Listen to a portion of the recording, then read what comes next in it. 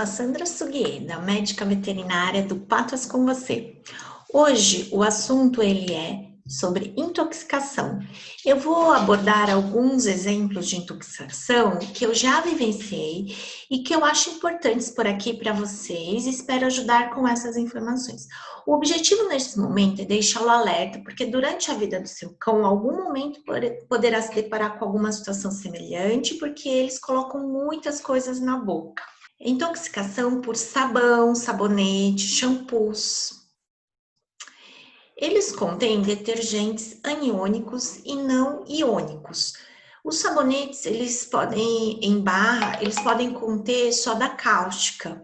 A maioria tem o pH moderado, mas os agentes com pH acima de 11, por exemplo, os detergentes de lava-louça, eles são corrosivos, alcalinos e terão sintomas mais graves, lesões hemorrágicas e mucosas, por exemplo. Os detergentes aniônicos e não iônicos causam irritações. Um pouquinho de irritação na pele, mas pode causar lesões nos olhos e, se ingeridos, lesões gastroentéricas. Mas geralmente os sintomas são leves e autolimitantes. Eles podem apresentar náusea, vômito, diarreia e pode até levar um quadro de desidratação se vomitar de muitas vezes. Então, há necessidade de fluidoterapia e correção dos eletrólitos. Eles podem ter desidratação se eles vomitarem ou tiverem grandes perdas de eletrólitos através da diarreia. Daí a necessidade de corrigir com fluidoterapia. Caso tenham irritação ocular, precisa atentar se teve alguma lesão muito grave, como uma úlcera de córnea. A desidratação, ela é secundária, né? E o desequilíbrio eletrolítico pode acontecer, né? Se acontecer vômitos muito prolongados ou diarreias crônicas. E quando acontecer uma irritação no olho, você vai observar blefaroespasmo, né? Então, olhinho e muito muco. A gente precisa fazer a dieta leve, controlar os vômitos e fazer também a limpezinha dos olhos. Intoxicação por água sanitária. Os sinais clínicos, geralmente, eles ocorrem entre 4 a 6 horas, mas podem demorar o surgimento até por 24 horas. A ingestão de água sanitária diluída, ela pode causar desde náusea, hipersalivação, né? Ou seja, eles babam muito, inapetência, pode acontecer vômito, inclusive com presença de sangue. A língua, ela pode apresentar úlcera, a boquinha, a gengiva, começa a ter também dificuldade para comer, né? Que a gente chama de disfagia. Dor abdominal é frequente, quadros de diarreia. E se acontecer a ingestão de cloro, né, que é o concentrado, aí a gente vai ter sintomatologia bem mais grave, ou seja, pode ter quadro neurológico, andar descoordenado, dificuldade respiratória, a temperatura corporal ela pode se apresentar muito baixa, tem casos inclusive de convulsões, colapso e até um coma. Se tiver contato com a pele, é bem comum, né, a gente ter ulceração de córnea e grande sensibilidade à luz. Na pele, a gente vai notar muito vermelhidão e até feridas, né, até ulcerações de pele. O alvejante, ele é uma solução alcalina, que é geralmente corrosiva para a pele e para as mucosas. Então, a quantidade do dano causado depende da concentração do produto, se é, no caso, o cloro puro ou a água sanitária.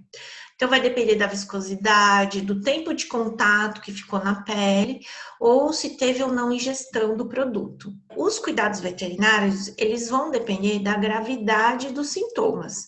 Então, em casos graves, após a ingestão de hipocloreto de sódio, eles podem necessitar de oxigenoterapia, fluidoterapia, né, intravenoso, né, no caso, colocar no soro, na veinha, aquecimento, protetores gástricos e até analgésicos. E aquelas úlceras de córnea, elas são geralmente tratadas, né, com antibióticos e os colírios tópicos. Na pele, geralmente, a gente utiliza algum tratamento tópico, uma pomadinha para controlar o ferimento. Inalação de cloro, né, quando acontece, a gente tem que remover o cãozinho do local, oferecer um repouso para a respiração ser mais tranquila. Agora eu vou falar também do carbamato, que é o chumbinho. Ele tem uma toxicidade bem alta. Os sinais clínicos, eles vão depender, né, da quantidade ingerida. A sobredosagem pode resultar em sinais clínicos dentro de 10 minutos após a ingestão. A morte, ela pode acontecer em 30 minutos em casos graves. Tudo depende da quantidade de veneno ingerido. Os primeiros sinais clínicos apresentados são salivação, excesso de produção de lágrima, eles podem urinar, eles podem defecar. Muitos cãezinhos chegam com quadro de diarreia, com quadro de dificuldade respiratória, uma respiração rápida, cansada. A frequência cardíaca, ela tende a baixar, que a gente chama de bradicardia. É muito frequente o vômito, muita dor abdominal, desconforto abdominal. Esses sintomas clínicos, eles evoluem, eles aumentam a gravidade. A gente pode também começar a observar ansiedade, uma inquietação, tremores musculares, pode também ter rigidez muscular generalizada, eles começam a ter uma postura de cavalete, podem desenvolver fraqueza, uma marcha descoordenada, em coordenações, caem, e evolui para paralisia, depressão, e podem desenvolver quadros convulsivos. A respiração, ela fica cada vez mais lenta, as mucosas, né, as gengivinhas, elas ficam em tons azulados, que a gente chama de cianose. Pode acontecer o colapso, a coma e até morte. Por quê? Porque existe um bloqueio neuromuscular. Eles fazem com que os neurônios permaneçam em atividade e excitação constante. Então, um dos tratamentos é a indução do vômito, se a ingestão do chumbinho ocorrer dentro de 1 hora. A lavagem gástrica também pode ser realizada para remover o conteúdo dentro do estômago. A gente costuma administrar também o carvão ativado, e é feita uma terapia com fluidos, né, a fluidoterapia intravenosa, para eliminar o máximo de toxina no sistema nervoso. A gente utiliza bastante medicamentos que competem com o sítio de ligação do chumbinho. Quanto mais rápido for o tratamento, maiores serão as chances de sobreviver. Agora eu vou falar um pouquinho sobre o veneno de rato, que são aqueles venenos da família de anticoagulante, que são os dicumarínicos. Os sinais clínicos, eles vão depender, né, da quantidade ingerida também. O tempo de início dos sinais clínicos é de 1 a 7 dias após a ingestão. Então, eles vão apresentar falta de apetite, letargia, cansaço, fraqueza, e as membranas, elas ficam muito pálidas, porque o cãozinho começa a desenvolver o quadro de anemia. A gente nota hematomas, principalmente região abdominal, dificuldade respiratória, porque ocorre um sangramento na cavidade torácica. Aumento da frequência respiratória, né? Eles ficam respirando de forma cansada e rápida, devido a esse sangramento na cavidade do tórax. Tosse, pode acontecer também sangramento nos pulmões, e presença de sangue ao tossir. Sangramento nasal, que a gente chama de epistaxe, sangue na urina ou nas fezes. Quadros também podem, de convulsão, a gente pode perceber. Abdômen distendido, porque pode acontecer também um sangramento abdominal. Pode acontecer, inclusive, a morte. Os rodenticidas, eles são anticoagulantes que interferem na capacidade do fígado de reciclar a vitamina K. Ela é necessária para a produção de fatores de coagulação, porque ele bloqueia a cascata de coagulação. Então, como o animal não pode produzir estes fatores de coagulação continuamente, eles se esgotam, levando a um quadro de hemorragia espontânea. O tratamento, ele em casos graves, a gente precisa, às vezes, até de transfusões sanguíneas. Os testes de coagulação de sangue, né, o tempo de coagulação, eles podem ser realizados para a gente determinar a gravidade e a progressão da doença. A vitamina K, ela pode ser administrada por um certo período, né? Depende do tipo da isca ingerida. Geralmente, usamos injeções e depois a gente mantém doses orais para tratamento em casa. Eu vou falar um pouquinho de um produto bem comum, que é o uso de Botox, que ele é um piretroide, que é da família deltametrina. Os principais sintomas de intoxicação com a deltametrina afetam principalmente o sistema nervoso e muscular. E os sintomas mais frequentes que são observados são a ataxia, né, que são os movimentos descoordenados, existe uma hiperreatividade. Os estímulos, né, eles reagem de forma exagerada. Podem ter tremores, movimentos de sacudir, o que a gente fala de parestesia, que é uma sensação de formigamento na pele, letargia, eles ficam bem lentos, fadiga, pode acontecer. Bem frequente também a hipersalivação, né? Que o cãozinho fica babando. Vômito, diarreia e incontinência urinária também são observados.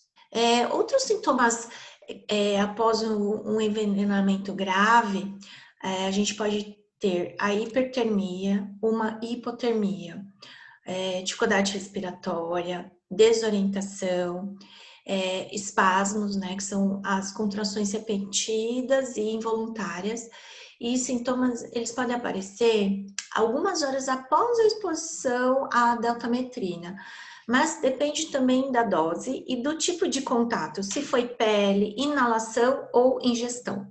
Se for na pele, pode causar uma dermatite local, coça muito e fica vermelha. São os eritemas. As membranas, né, que são as orais, oculares, são as mais sensíveis. No nariz e no sistema respiratório, se acontecer inalação, pode acontecer bastante tosse. E nos olhos, a gente nota uma conjuntivite. O tratamento, ele acaba sendo o de suporte. Vou falar um pouquinho sobre a intoxicação sobre chocolate. Os sinais clínicos, eles aparecem dentro de 2 a 4 horas ou pode aparecer depois de dias. Então, os quadros que a gente percebe, inquietação, hiperatividade, uma respiração ofegante, aumento da salivação, vômito, né? O vômito geralmente tem uma cor marrom, uma cor escura. Pode acontecer também um quadro de diarreia. Em intoxicações mais severas, a gente começa a notar uma marcha descoordenada ou dificuldade de se manter estação. Alguns casos desenvolvem convulsões, fraquezas. Em casos gravíssimos, a gente pode, inclusive, ter quadro de coma. Já foi relatado também morte súbita por intoxicação de chocolate. A toxicidade, ela vai depender do tipo de chocolate ingerido e da quantidade que o cãozinho ingere. Por exemplo, se um cãozinho pequeno ingerir pequenos quadradinhos, né, já são suficientes para causar um quadro bem grave. Então, 4 quadradinhos para um cãozinho de 5 quilos já causa grave consequência. O tratamento, ele acaba englobando o uso de carvão ativado ou lavagem gástrica, se for a ingestão há pouco tempo, fluidos, né? Terapia, medicamento para controlar convulsões e suporte cardiovascular quando a intoxicação é de grave já. Alguns cães podem desenvolver pancreatite secundária à ingestão de chocolate. Vou falar um pouquinho agora sobre a intoxicação por cebola. A cebola, ela causa uma intoxicação que envolve muitos compostos, né, organosulfurados contidos na cebola, que podem ser prontamente absorvidos no trato gastrointestinal. O cozinhar a cebola não reduz, né, a toxicidade em potencial. Por quê? Porque a cebola ela causa uma hemólise oxidativa, leva ao aumento de fragilidade das células vermelhas, que são os eritrócitos. Então, ocorre uma diminuição da capacidade de transporte do oxigênio no sangue e leva, no caso, a uma anemia. A intoxicação, ela ocorre mais comumente após, lógico, ao consumo oral, quando o cachorrinho come a cebola. Ela acontece após o consumo de uma única quantidade grande, né, de cebola ou pequenas quantidades repetidas. Então, o consumo de apenas 15 a 30 gramas por quilo já pode resultar em alterações importantes no sangue. Em cães, né, resultou em alterações hematológicas importantes. Quais são os sinais clínicos e achados laboratoriais que a gente pode encontrar? Eles podem aparecer um dia após o consumo, se grandes quantidades, né, de cebola forem ingeridas. É mais comum que os sinais clínicos se desenvolvam após intervalos de dias. Sinais clínicos geralmente incluem depressão, icterícia, né? Então, no caso, as mucosas aparecem amareladas, a taquipneia, que é dificuldade respiratória, uma respiração rápida, taquicardia, que a frequência cardíaca é elevada, fraqueza, intolerância a exercícios, sensibilidade ao frio, inapetência, que é a falta de apetite, dor abdominal e diarreia também pode estar presente. Não existe nenhum antídoto específico disponível para intoxicação de cebola. O tratamento, ele é direcionado ao tratamento da anemia e ao fornecimento de cuidados gerais de suporte. Então, se a gente puder induzir o vômito, né, em cães assintomáticos que ingeriram a cebola dentro de 1 ou 2 horas, a gente também pode utilizar, além de induzir o vômito, usar carvão ativado. Agora, em casos de animais gravemente afetados, alguns casos necessitam até, inclusive, de transfusão sanguínea. A gente precisa fornecer um suporte de oxigênio, sempre que for necessário. Vou falar agora sobre intoxicação por plantas e eu escolhi falar um pouco sobre a azaleia. A planta azaleia, ela rompe os canais de sódio nas membranas celulares. Então, o que que acontece? Tem uma interferência no músculo esquelético, no funcionamento. E aí também pode afetar o músculo cardíaco e na função nervosa.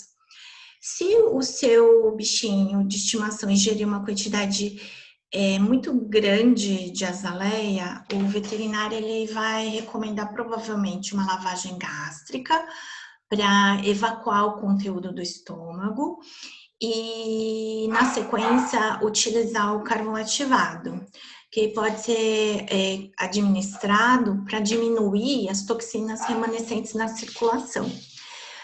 Cuidados de suporte, tratamento sintomático são utilizados, né, e também envolver a hospitalização, porque às vezes eles precisam utilizar fluidos intravenosos, medicamentos analgésicos e os gastroprotetores. É importante o monitoramento num hospital veterinário, pois os sinais clínicos eles podem persistir por 2 ou mais dias. A gente utiliza a atropina, né, que é o antagonista parcial dos efeitos cardíacos, e pode ser usado também para tratar os animais com a frequência cardíaca baixa, ou seja, que estão em bradicardia. Eu não posso deixar de falar em plantas tóxicas, que é a Comigo Ninguém Pode, né, que é a Diafenbachia. Ela causa inicialmente uma irritação na mucosa, né, porque os cristais, eles formam como se fossem agulhinhas. Esses cristais, eles são revestidos por substâncias inflamatórias que perpetuam a dor e lesão, né, no tecido que eles adentram. Os cristais são chamados de oxalato de cálcio. Então, neste caso, não deve induzir o vômito. A dificuldade para respirar ou qualquer evidência de inchaço ao redor da língua, na mandíbula, né? Eles podem ter edema, inclusive, de glote, né? Não conseguir respirar. Por isso que pode causar morte por asfixia. Os sinais clínicos, né, geralmente envolvem irritação da mucosa, que aparece logo que entra em contato, né? Pode acontecer hipersalivação, pode ter engasgo, pode ter dor na cavidade oral, ele nem deixa mexer, vermelhidão, inchaço de lábios. A gente abre a boca, a gente percebe que ela tá toda ferida, a língua pode estar inchada, né, e impedir a respiração. Como afeta também a região de garganta, a laringe, a faringe também pode estar afetada. Alguns casos pode causar úlcera de córnea, inclusive ter dificuldade respiratória, dor abdominal. Eles podem também ter um estômago bem distendido, principalmente se comeu grande quantidade da planta. A gente geralmente trata com uso de anti-inflamatórios, em casos de inchaço grave da garganta, a gente tem que até fazer uma traqueostomia. Outros tratamentos, né, incluem uso de gastroprotetores, uma alimentação leve, né, porque tem muita lesãozinha na boca. Agora eu vou falar sobre intoxicação por sapos. Os sapos, eles podem causar intoxicações em cães por possuírem, com um mecanismo de defesa, glândulas parótidas que secretam e acumulam um conteúdo de toxinas como as bufogeninas, bufotoxinas e bufoteninas, sendo que algumas delas podem produzir fibrilação ventricular, atua no coração, no ritmo cardíaco. A maioria dos pacientes, né, intoxicados tem altas concentrações de esteroides similares à digoxina, que é um antiarrítmico. Então, quando um cão ataca um sapo, existe a compressão, né, dessas glândulas parótidas e que eliminam essas toxinas e são rapidamente absorvidas pela mucosa oral do cão. As toxinas do sapo, as bufotoxinas, né, elas contêm aminas vasoativas, como adrenalina, noradrenalina e serotonina. Essas substâncias, elas são vasoconstritoras potentes. Aí resulta num aumento de pressão arterial.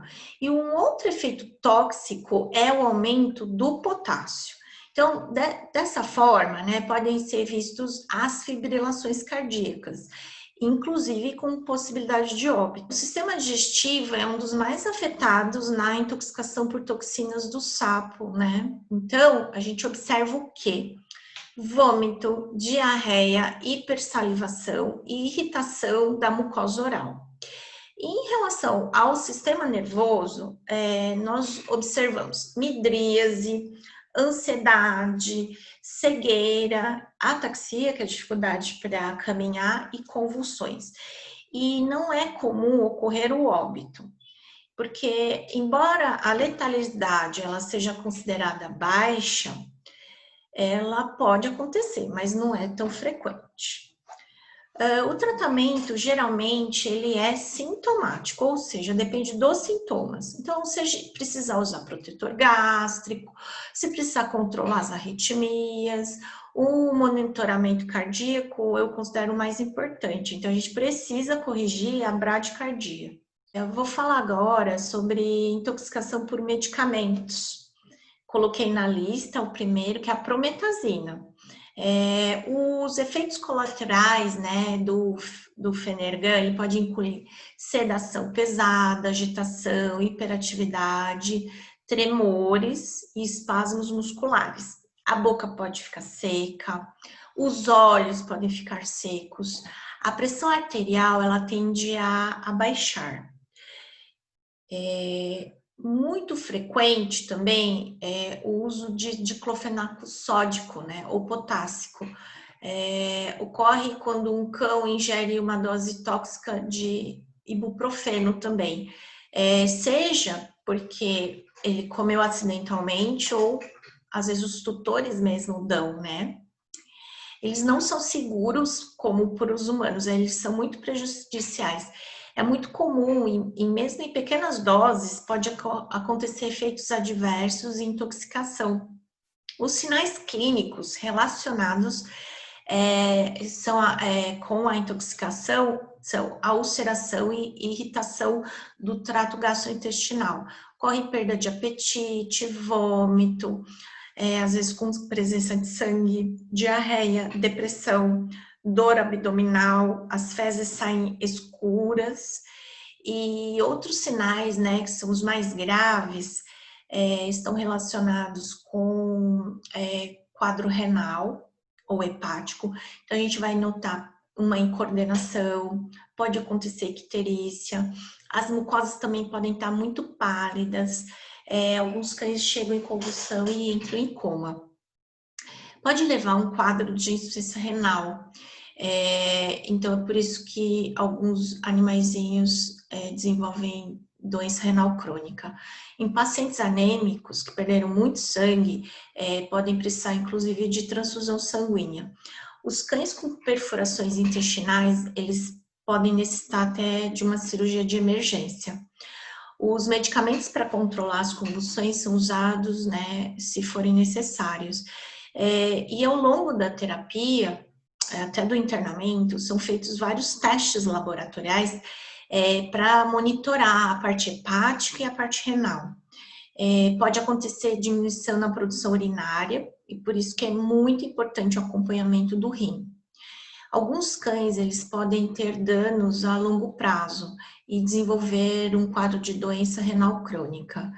E essas complicações da intoxicação por ibuprofeno, eles precisam ser tratados para o resto da vida. Eu espero que esses exemplos, né, de intoxicação sejam bem importantes para que você possa ficar sempre atento ao risco que pode acontecer de produtos que a gente tem dentro de casa, pode acontecer de forma acidental, mas eu percebo também, às vezes, o uso, né, principalmente de medicamentos que não são indicados para os animaizinhos.